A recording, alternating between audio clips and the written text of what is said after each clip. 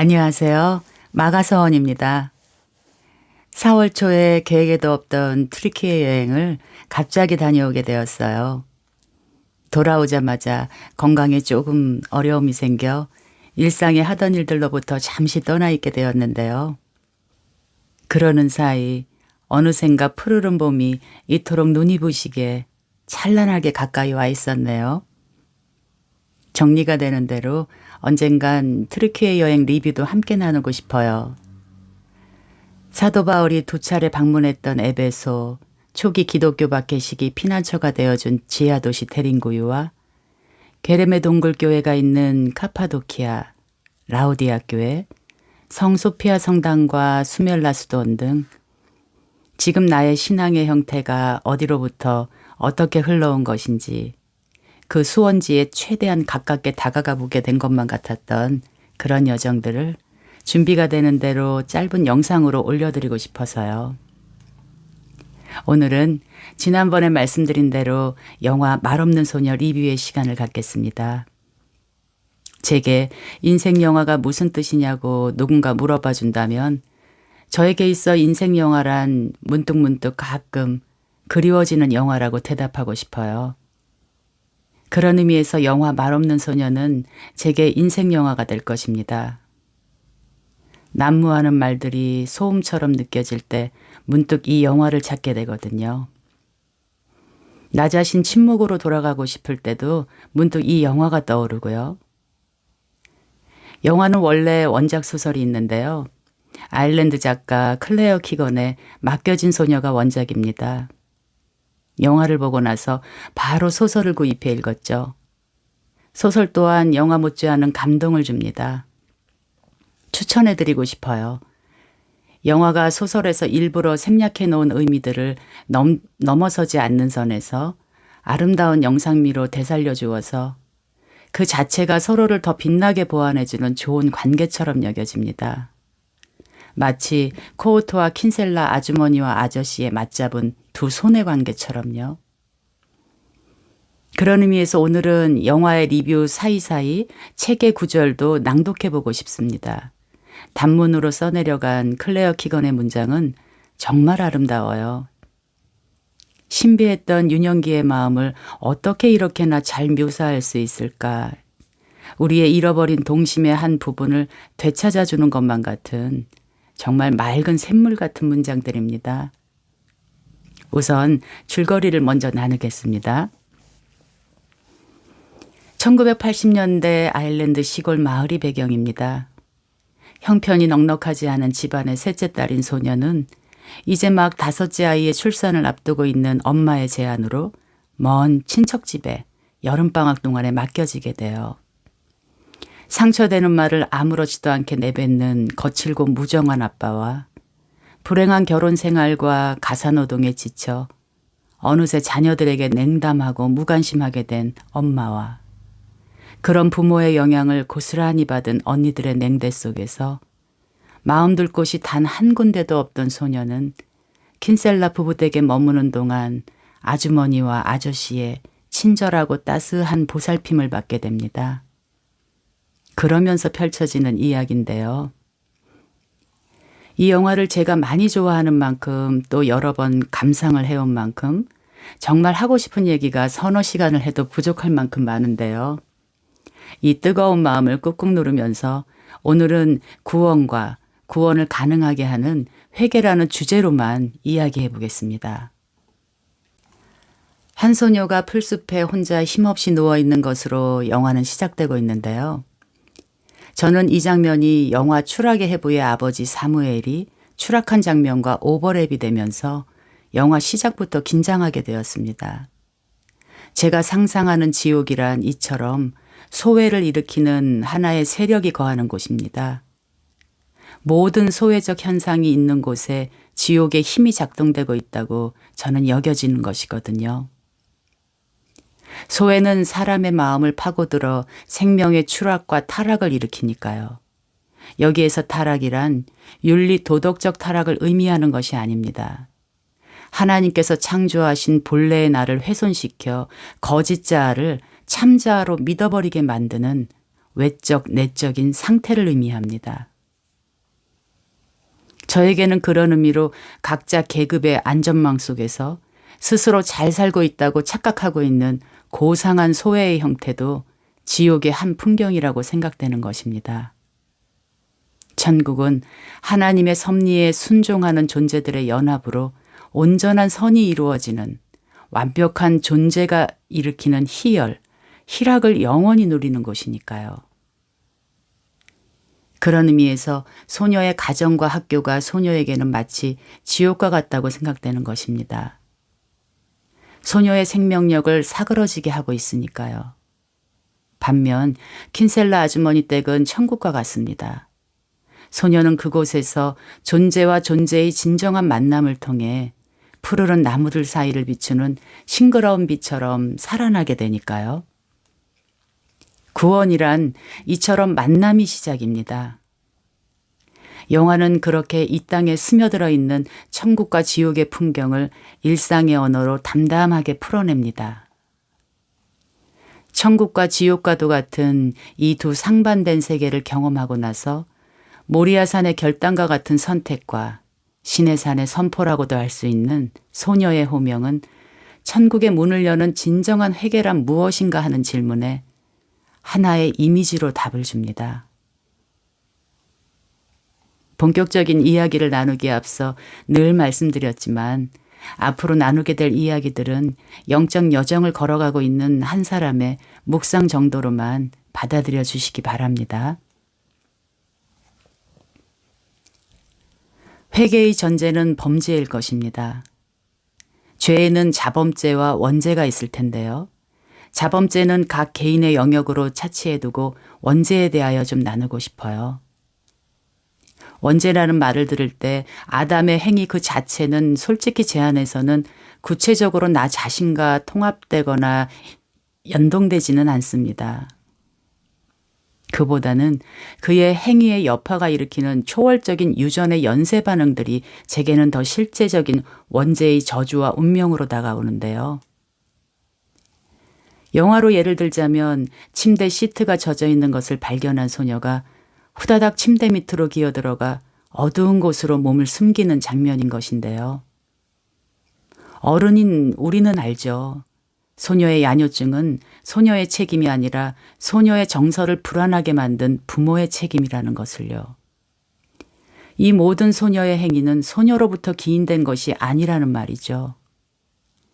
그러나 사랑을 받아본 사람만이 정당한 사랑을 주지 않는 것에 대한 부당함을 알 수 있는 것인데 소녀는 태어나서 한 번도 제대로 된 사랑을 받아본 적이 없기 때문에 자신에게 가해지는 부당한 정서적 폭력, 언어적 폭력이 부당한지조차 모르고 있기에 상황을 이성적인 논리로 해석할 수 없는 무력한 어린아이인 소녀는 엄마의 무책임과 비정함을 그대로 자신의 수치심과 죄책감으로 전가시킬 수밖에 없다는 것입니다.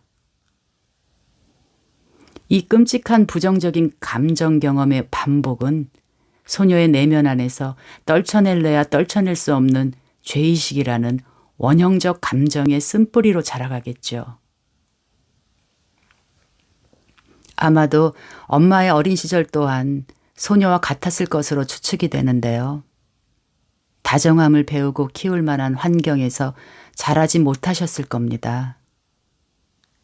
피해자가 자라서 가해자가 되는 저주와 운명의 대물림의 고리가 저는 원죄의 속성처럼 여겨지는 것입니다.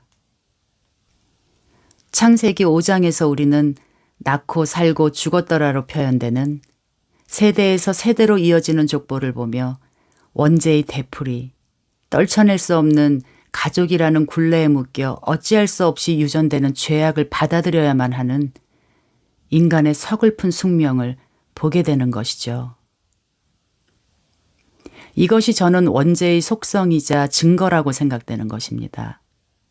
진실이 너무도 거대해서 아담의 행위에 대한 문자적인 사실의 여부가 압도당할 정도이죠. 이런 측면에서 모든 인간은 원죄를 가지고 태어날 수밖에 없다고 저는 생각하는 것입니다.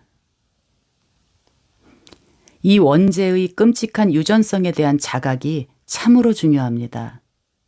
이 자각이야말로 구원의 시작이니까요. 그래야 이 영화의 소녀처럼 절대 진실의 세계, 지난번 방송에서 말씀드린 것처럼 절대 진리의 하나님 나라를 겸손하게 받아들이며 계속해서 구하고 찾고 두드리게 될 테니까요. 이 자각으로 인한 구원의 여정이 영화로는 어떻게 그려져 있는지, 즉 어떻게 소녀는 절대 진리의 하나님의 나라로 들어갈 수 있었는지를 한번 살펴보고 싶습니다.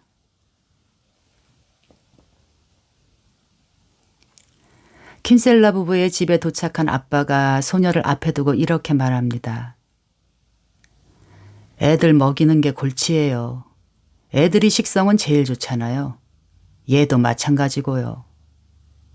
먹기야 많이 먹겠지만 대신 일을 시키세요. 먹을 건 엄청나게 축낼 겁니다. 말씀이 창조하신 고귀한 생명을 인간의 말들이 파괴합니다.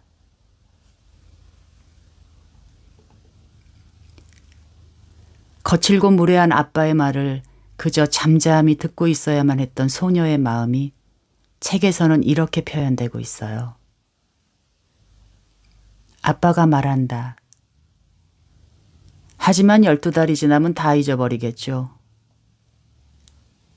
우리가 식탁 앞에 앉자 아빠가 비트 피클로 손을 뻗어서 서빙 포크 대신 자기 포크로 접시에 담는다. 비트가 분홍색 햄을 물들이더니 빨갛게 번진다. 일상에서 갑자기 벌어지는 말의 칼에 찔리면 사람의 마음은 얼어붙게 됩니다. 현실을 애써 넘겨야 하는 처지이다 보니 자신의 마음과 감정은 소외되고 현상만 남게 되죠. 이 문장 사이사이 생략되어지고 있는 소녀의 마음을 상상하는 것만으로도 우리는 소녀의 인생에 구원이 일어나기를 간절히 바라게 됩니다. 네, 소녀는 너무도 부당한 인생의 시련을 일상의 곳곳에서 당하고 있는 것입니다. 가족이라는 혈연 집단이 불행하게도 소녀에게는 친절하지 않습니다. 무시와 무관심과 비하가 소녀의 일상입니다. 그런데 여기서 킨셀라 아주머니 댁으로 보내진 아이가 소녀라는 점이 흥미로운 지점입니다. 엄마가 왜 하필 소녀를 친척집에 맡길 생각을 했을까 하고 추측해 볼 때 아마도 소녀가 말이 없어서 아무래도 다른 아이들보다는 어른들을 덜 귀찮게 할 것 같은 아이, 있는지도 없는지도 모를 정도로 존재감이 없는 아이라는 점이 출산을 앞두고 친척의 도움을 받아야 하는 엄마에게는 덜 부담스러웠을 것입니다. 그러니까 소녀가 가족으로부터 당한 고통의 산물인 소녀의 말없음이 소녀가 천국으로 상징되는 킨셀라 부부의 집으로 가게 된 바로 그 이유가 된다는 것이죠. 이것은 복음의 역설과도 일맥상통하는 점이 있습니다. 하나님 안에서 이렇듯 고난을 통과하며 어린아이처럼 낮아지고 깨어지게 된 심령이 진정한 축복을 끌어당기게 되고 순종의 영으로 받아들여진 고통은 새 생명을 출산하게 되는 자궁이 되곤 하죠. 소녀의 가방도 내려주지 않고 떠나버린 아빠 때문에 소녀는 아주머니가 내어준 옷을 입습니다. 이 옷은 마치 죽음과 부활을 상징하는 그리스도의 영으로 지어진 새 옷을 입게 되는 성도의 옷처럼 제게는 여겨집니다. 그러니 킨셀라 아주머니께서 정성스럽게 소녀를 목욕을 시켜주시는 장면이 제게는 영혼의 소속이 바뀌는 세례 의식처럼 여겨지는 것이죠. 그 장면이 책에는 이렇게 묘사되어 있습니다. 엄마는 우리를 목욕시킬 때 물을 최대한 적게 쓰고 가끔은 같은 물로 씻길 때도 있다. 잠시 후 나는 뒤로 누워서 증기 사이로 내 발을 문질러 씻기는 아주머니를 본다. 손톱 밑에 떼는 족집게로 빼낸다. 아주머니가 플라스틱 병에 담긴 샴푸를 짜서 내 머리카락에 칠하고 거품을 낸 다음 물로 헹궈낸다. 그리고 나서 나를 일으켜 세우고 천으로 온몸에 비누칠을 한다. 아주머니의 손은 엄마 손 같은데 거기엔 또 다른 것. 내가 한 번도 느껴본 적이 없어서 뭐라고 불러야 할지 모르겠는 것도 있다. 나는 정말 적당한 말을 찾을 수 없지만 여기는 새로운 곳이라서 새로운 말이 필요하다.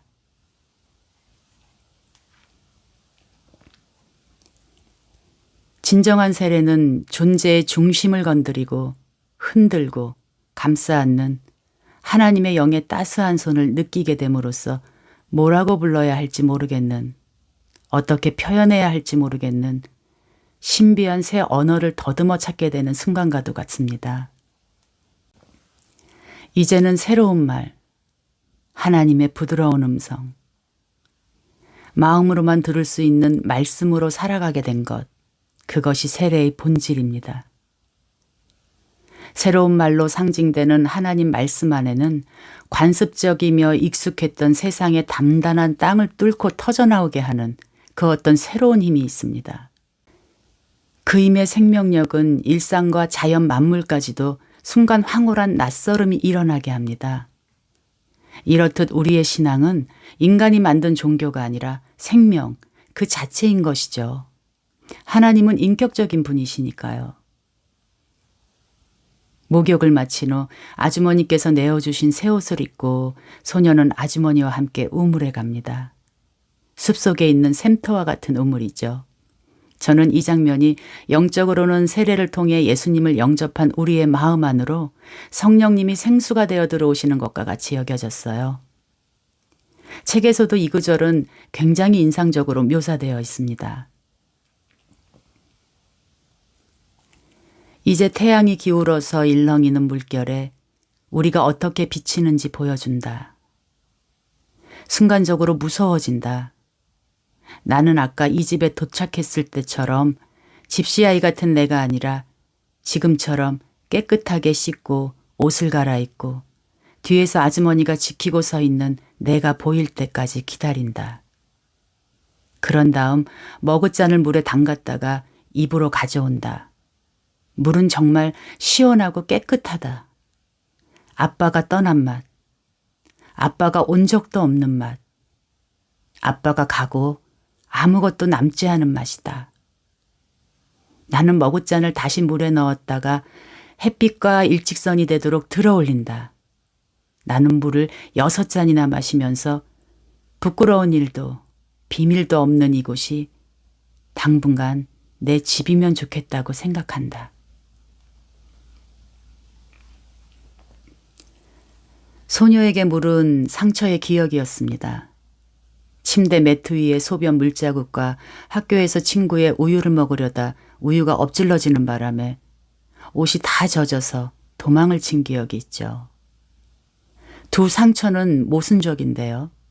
소변은 나와서는 안 되는 물이 나와버린 것이고 우유는 마시지 못한 물이 되는 것이죠. 즉 아담의 유전자, 불안과 결핍을 상징합니다. 그러므로 소녀가 우물물을 마시고 난 후 불안과 결핍의 원형과도 같은 아빠의 세계를 떠올리며 지금 이곳과의 분명한 대조를 인식함으로써 아빠의 세계가 떠났다고 선포하는 것은 참으로 중요한 인식이라고 여겨지며 그것을 맛으로 표현한다는 것이 제게는 너무도 기가 막힌 인사이트를 줍니다. 하나님의 생명은 지식이 아니라 먹어서 아는 맛으로 온다는 것이죠. 내가 구원을 받았다는 것은 인간 이성의 산물인 지식이 아니라 시원한 우물물이 가슴을 적시며 쓸어 내려가듯 자기 존재 안에 유입된 새로운 생명에 대한 새로운 인식의 눈이 떠지는 것이기 때문입니다. 이런 참된 인식만이 하나님의 사랑을 낳습니다. 내가 무엇으로부터 구원을 받았는가를 진정으로 맛보고 알게 되었으니까요. 참다운 세례란 이런 것이죠. 새로운 세계로의 이행입니다. 영화에서도 아름답게 묘사되었지만 우물물을 길어서 소녀와 아주머니가 집으로 돌아오는 모습을 책에서는 이 영화 전체의 주제와 맞물리는 구체적이면서도 아름다운 문장으로 이렇게 표현을 합니다. 아주머니의 손을 잡고 오솔길을 따라 밭을 다시 지나올 때 내가 아주머니의 균형을 잡아주고 있다는 생각이 든다. 내가 없으면 아주머니는 분명 넘어질 것이다. 내가 없을 때는 어떻게 했을까 생각하다가 평소에는 틀림없이 양동이를 2개 가져왔겠다는 결론을 내린다. 나는 이런 기분을 또 언제 느꼈었는지 기억하려 애쓰지만 그랬던 때가 생각나지 않아서 슬프기도 하고 기억할 수 없어 행복하기도 하다. 소녀는 한 손으로 물량동이를 들고 있는 아주머니의 또 다른 한 손을 붙잡고 있는 자신이 아주머니의 몸의 균형을 잡아주고 있다는 것에 대해 행복을 느낄 만큼 마음이 정직하고 가난한 심령입니다. 이 장면이 이 영화 전체의 주제가 되는 것은 킨셀라 아주머니와 아저씨를 통해 소녀가 회복이 되는 것처럼 아들을 사고로 잃은 킨셀라 부부 또한 소녀를 통해 죄책감과 상실감으로부터 회복이 되고 있기 때문이죠.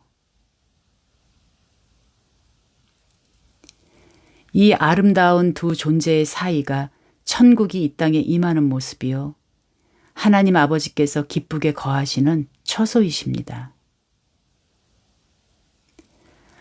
아주머니께서 우물물을 통해 소녀의 한 손을 잡아주셨다면 아저씨는 달리기를 통해 소녀의 또 다른 한 손을 잡아주고 계십니다. 우체통 심부름을 시키시면서 아저씨는 소녀의 달리기 속도를 날마다 재주십니다. 그 전까지 소녀에게 달리기는 타인들을 피해 달아나는 수단이었죠. 자신의 외모만 보고 함부로 판단하고 평가하며 배척하는 세상 사람들의 시선을 피해 도망가는 수단이었던 것이죠.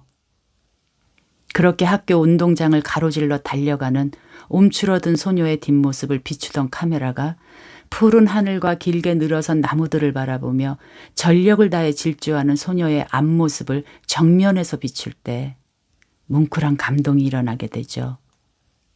그리고 소녀의 달리기는 영화 말미에 더 깊은 감동으로 이어지는데요. 앞에서 미리 말씀드렸던 회개에 대한 이미지가 바로 이 장면이기 때문입니다. 어느덧 방학이 끝난 소녀는 집으로 돌아오게 되었습니다. 소녀를 집으로 데려다 주었던 킨셀라 부부가 차를 타고 떠나려는 순간 소녀는 갑자기 달려나가기 시작하는데요.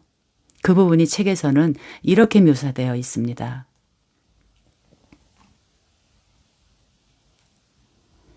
나는 두 사람이 차에 오르는 모습을 보고 문이 닫히는 것을 느끼고 시동이 켜지고 차가 움직이기 시작하자 흠칫 놀란다. 킨셀라 아저씨는 여기 올 때보다 더 서두르는 것 같다. 무슨 일이 있었던 거니? 차가 떠나고 나서 엄마가 말한다. 아무 일도 아니에요. 내가 말한다. 말해. 아무 일도 없었어요. 다른 사람도 아닌 엄마가 묻고 있지만 나는 무슨 일이 있었는지 절대 말할 필요가 없다는 것을 알 만큼 충분히 배웠고 충분히 자랐다. 입을 다물기 딱 좋은 기회다. 자갈진입로에서 자동차가 브레이크를 밟는 소리와 대문이 열리는 소리가 들리고 어느새 나는 내가 제일 잘하는 일을 하고 있다. 생각할 필요도 없는 일이다. 나는 선 자세에서 곧장 출발하여 진입로를 달려내려간다. 심장이 가슴속이 아니라 내 손에 쥐어져 있는 것 같다. 나는 내 마음을 전하는 전령이 된 것처럼 그것을 들고 신속하게 달리고 있다. 여러 가지 일들이 마음속을 스친다. 벽지에 그려진 남자아이, 구스베리, 양동이가 나를 아래로 잡아당기던 그 순간, 길 잃은 어린 암소, 젖은 매트리스, 3번째 빛, 나는 내 여름을, 지금을, 그리고 대체로 이 순간만을 생각한다. 모퉁이를 돌아 차마 똑바로 쳐다볼 용기가 나지 않는 곳에 도착하니 아저씨가 대문 죬새를 돌려놓고 다시 잠그고 있다. 아저씨의 시선은 아래를 향하고 있다. 자기 손을, 자신이 하고 있는 일을 보고 있는 것 같다. 내 발이 진입로 중앙에 풀이 지저분하게 자란 부분을 따라 달리며 울퉁불퉁한 자갈을 세차게 밟는다. 지금 나에게 중요한 것은 딱 하나밖에 없고 내 발이 그곳으로 데려간다. 아저씨는 나를 보자마자 딱 멈추더니 꼼짝도 하지 않는다. 나는 망설임 없이 아저씨를 향해 계속 달려가고 그 앞에 도착하자 대문이 활짝 열리고 아저씨의 품에 부딪힌다. 아저씨가 팔로 나를 안아든다. 아저씨는 한참 동안 나를 꼭 끌어안는다. 쿵쾅거리는 내 심장이 느껴지고 숨이 헐떡거리더니 심장과 호흡이 제각각 다르게 차분해진다. 어느 순간 시간이 한참 지난 것만 같은데 나무 사이로 느닷없는 돌풍이 불어 우리에게 크고 뚱뚱한 빗방울을 떨어뜨린다. 눈을 감으니 아저씨가 느껴진다. 차려입은 옷을 통해 전달되는 아저씨의 열기가 느껴진다. 내가 마침내 눈을 뜨고 아저씨의 어깨 너머를 보자 아빠가 보인다. 손에 지팡이를 들고 흔들림 없이 굳세게 다가온다. 나는 손을 놓으면 물에 빠지기라도 할 것처럼 아저씨를 꼭 붙은 채 아주머니가 목구멍 속으로 흐느끼다가 울다가를 반복하는 소리를 듣는다. 꼭 한 명이 아니라 2명 때문에 우는 것 같다. 나는 차마 눈을 뜰 수가 없지만 그래도 억지로 뜬다. 킨셀라 아저씨의 어깨 너머 진입로를 아저씨가 볼 수 없는 것을 뚫어져라 쳐다본다.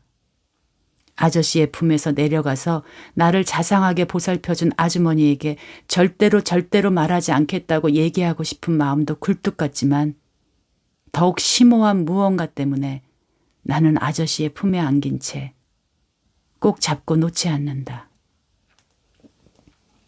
아빠, 내가 그에게 경고한다. 그를 부른다. 아빠.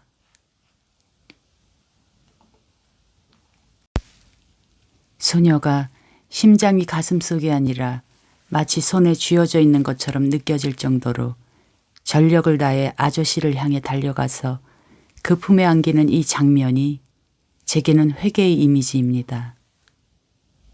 자기중심성이 파생시킨 검붉은 죄악들을 손에 쥐고 전력을 향해 아버지 하나님의 품을 향해 달려가는 것이 회개라고 생각되어서요. 자아중심성의 심장이 파괴되는 것, 내적 죽음이 일어나는 것, 그것이 회개이니까요. 그러나 인간의 내면은 하나님 품 안에서 죽을 때만 그분의 능력으로 인하여 새롭게 태어나게 됩니다. 그러므로 영생을 얻는 길은 이 죽음과 생명이 동시에 일어나게 하는 참으로 오묘한 신비를 품고 있는 회개밖에는 없습니다. 지금 나에게 중요한 것은 딱 하나밖에 없고 내 발이 나를 그곳으로 데려간다. 십자가 사랑, 무조건적인 진실한 사랑만을 선택하기로 확정된 영혼이 육체를 다스려 달리게 합니다. 존재의 방향 전환입니다. 그렇게 우리의 영원한 대상인 하나님 아버지 품속으로 달려가 안기는 것, 그것이 제게는 회개의 시작과 끝입니다. 그러면 우리를 다스리고 있던 끔찍한 죄악들, 그럼에도 우리가 노연하기를 주저했던 더러운 죄악들은 바다에 떨어진 잉크물 한 방울 같이 작아집니다. 껍데기 같은 죄의 기억은 힘을 잃고 죄의 영향력은 흔적도 없이 사라져가죠. 하나님의 은혜는 그렇게 거대하며 우주처럼 측량할 길이 없기 때문입니다. 이처럼 참된 회개란 내면 안에서 전력을 다하는 사랑 때문에 부서짐과 소멸이 일어나는 희생과도 같습니다. 달려간다는 것은 모든 것들을 내 등 뒤로 던지겠다는 의지인 것이니까요. 모든 것들로부터 멀어지며 모든 것들로부터 빠져나오게 됩니다. 오직 내 앞에 단 하나의 대상만을 제외하고요. 하나님의 은총의 빛이 우리를 비칠 때, 그 빛으로 우리를 안을 때, 그래서 우리의 죄악이 녹아 사라질 때, 즉 땅인 우리가 하늘의 하나님과 부딪힐 때 존재의 중심이 깨지고 그 깨진 틈 사이로 성령의 생명이 흘러 들어오시는 것이 회개입니다. 회개는 내밀한 연합입니다. 회개는 참으로 달콤한 사랑의 열정입니다. 죄악은 회개 앞에서 소재로 전락돼 버리고 맙니다. 우리를 다스리고 파괴하고 전락시켰던 아담의 죄악이 나비의 허물처럼 텅 비어버립니다. 바람에 나는 겨처럼 생명을 소유하지 못합니다. 이제 소녀는 거칠게 다가오는 육신의 아빠를 향해 경고하며 마치 다윗이 골리앗 앞에 서 있듯이 아빠라고 부릅니다. 세상을 정면으로 마주합니다. 이제 세상은 더 이상 두려움이 아니며 혐오도 아니며 회피도 아니며 운명도 아닙니다. 경고입니다. 무조건적인 사랑이 깨운 내적 각성으로 인하여 심리적 경계를 분명히 가지게 된 자만이 할 수 있는 경고인 것이죠. 거룩한 예언과도 같은 경고인 것이죠. 이제 소녀는 소속을 분명히 합니다. 두 번째 아빠를 부릅니다. 아저씨를 향해서. 누가 내 어머니이고 누가 내 형제요. 하늘에 계신 내 아버지의 뜻대로 사는 사람은 누구든지 내 형제요, 내 자매요, 내 어머니입니다라고 말씀하신 주님의 말씀이 생각납니다. 소녀는 진리의 말씀을 자신의 삶의 일상의 현실로 바꾸어냈습니다. 진정한 나의 아빠는 아저씨라고 인정한 것입니다. 새로운 말이 필요한 새로운 집에서 소녀는 마침내 자신의 새로운 말을 찾아냈습니다. 고통은 고통을 알아봅니다. 슬픔은 슬픔을 알아보죠. 아픔은 아픔을 알아봅니다. 상실은 상실을 알아보죠. 아들을 잃은 아저씨가 침묵으로 그 모든 고통을 사겨내었기에 아저씨는 소녀의 침묵을 알아보았던 것입니다. 그래서 아저씨는 소녀의 침묵을 은근히 깎아내리는 이웃 아주머니에게 이렇게 말하죠. 해야 하는 말은 하지만 그 이상은 안 하죠. 이런 애들이 많으면 좋을 텐데요. 소녀에게 이 새로운 말이 먼저 들려졌기에 소녀는 자신만의 새로운 말을 찾아낼 수 있었던 것입니다. 저는 이 대목에서 태초에 말씀이 있었다는데 그 뜻이 뭐예요? 하고 물었던 고센에게 이렇게 답을 해주고 싶어집니다. 하나님이 세상을 이처럼 사랑하사 독생자를 주셨으니 이는 저를 믿는 자마다 멸망치 않고 영생을 얻게 하려 하심이라. 태초부터 너의 죽은 나무에 내가 있었다. 너의 모든 고통에 내 피, 내 생명으로 스며들기 위해서 너의 슬픔에, 너의 아픔에, 너의 상실에, 너의 가난에, 너의 수치에, 너의 무능에, 너의 버려짐에, 너의 외로움에, 너의 능욕에, 너의 억울함에, 너의 죽음에 스며들기 위해서 너의 죽은 나무 위에 내가 있었다. 십자가는 태초부터 있으셨습니다. 그리고 그 십자가 안에 내가 있었죠. 십자가 사랑으로 세상을 창조하신 하나님 안에는 멸망, 죽은 나무가 없습니다. 이제 고센은 이 새로운 말을 마침내 듣게 될 것이며 죽은 나무를 통해 자신의 새로운 말을 찾게 될 것입니다. 영원한 사랑과 생명이 구현한 말을요. 이것이 회개입니다. 새로운 하나님 아버지의 말씀이 나의 현실이 되는 것, 이것이 회개입니다. 그러나 이 일은 아버지 품에 안겨 있을 때만 참된 연합 안에서만 가능한 일입니다. 다시 영화로 돌아가 클라이막스의 감동을 조금 더 나누고 싶어지는데요. 타인을 피해 달아나던 소녀의 달리기가 이제 타인을 향해 뛰어가는 달리기가 되었습니다. 영화 초반에 몇 번을 불러도 아무런 대꾸도 하지 않던 소녀가 이제는 가장 중요한 말, 호명을 하는 사람이 되었습니다.